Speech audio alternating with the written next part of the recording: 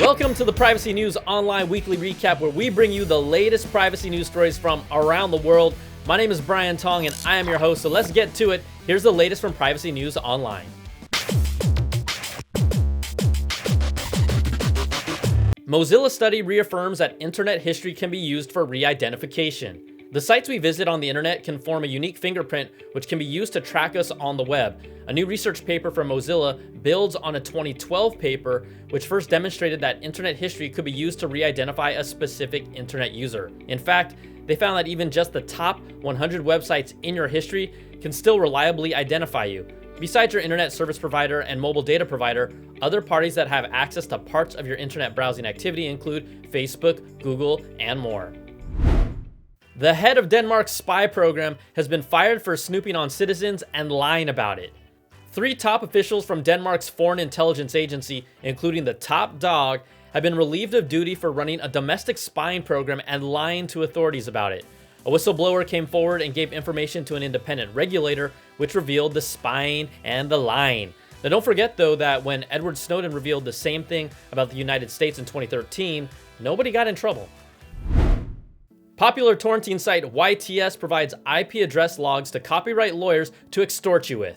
The second largest torrenting site on the internet has been caught red-handed working with copyright lawyers. YTS provided IP addresses and other logs to copyright lawyers. The lawyers then take the IP address to your ISP to get an address for where to send their extortion letters demanding payment to stop impending legal action. We know about this anti-piracy operation thanks to Torrent Freak, who published a copy of the extortion letter. So, P&O wants to know, how would you respond to a copyright extortion letter? Are you fighting back, or are you just handing over that money, or ignoring it and hoping it goes away? Comment below, and your comment could be read during next week's episode. If we read it, you'll get 1 month free of VPN service from private internet access, so you can hide your IP address all you want. Now, last week, we asked you, how do you feel about billboards tracking your location? In response, @CoolMott commented, about the same as Tom Cruise felt in Minority Report. So you don't like it? Now thanks for chiming in, CoolMott. Since we read your comment during this week's episode, you will be receiving a 1-month VPN subscription to private internet access for free. All right, it's time to check out the latest cybersecurity news from Josh, our cybersecurity expert from Intego, developers of award-winning security software.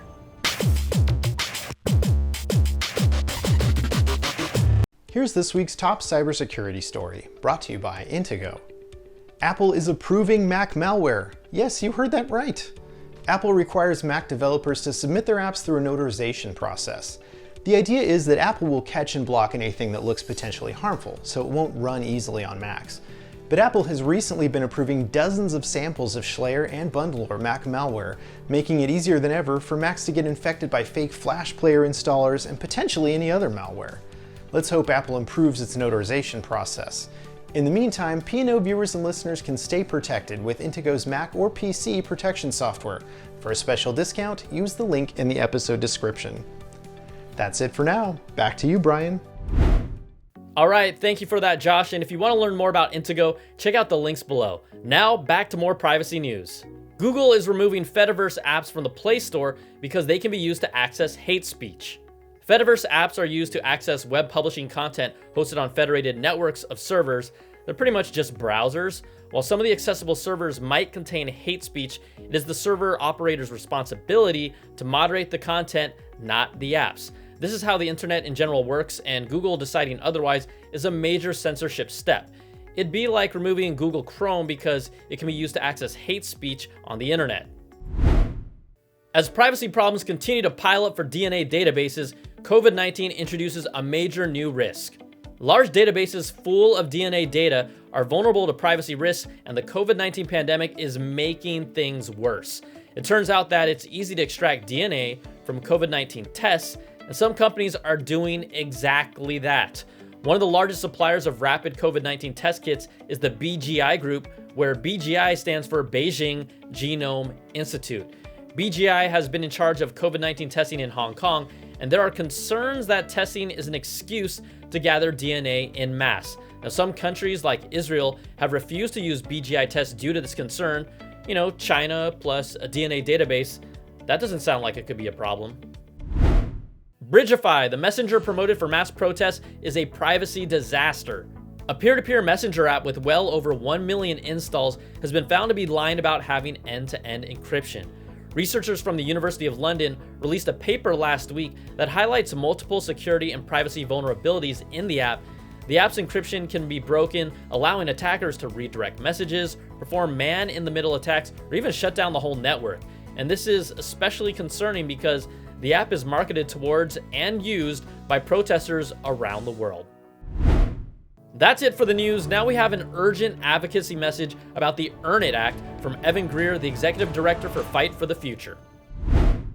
Yo, what's up, everyone? It's Evan Greer here from Fight for the Future, and I want everyone to be paying attention to the Earn It Act. This is probably the worst internet legislation that has been introduced since SOPA PIPA. This is a bill that threatens not just online free speech and freedom of expression, but also our privacy and things like end-to-end encryption that keep our communications safe. It's a terrible bill. It's deeply misguided, but unfortunately the Senate Judiciary Committee recently advanced it unanimously. That means that your senators need to hear from you right now that you oppose this terrible bill, because otherwise it's almost certainly going to pass. So I need everyone to go to noearnitact.org. That's noearnit, EARNIT, act, ACT.org, to write to your senators right now and tell them to stop the Earn It Act, which is legislation that threatens the internet as we know it, threatens our freedom of speech, threatens our basic rights, threatens our privacy and security. We got to stop this bill. So I hope you're with me. Go to noearnitact.org. Thanks so much.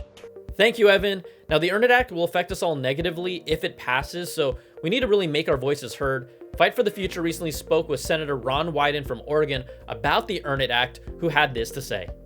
By allowing any individual state to set laws for internet content, the bill creates enormous uncertainty, both for strong encryption and free speech online. Here in DC, political change doesn't start in Washington and trickle down. It's just the opposite. It's grassroots up, and I just hope everybody will keep making their voice heard.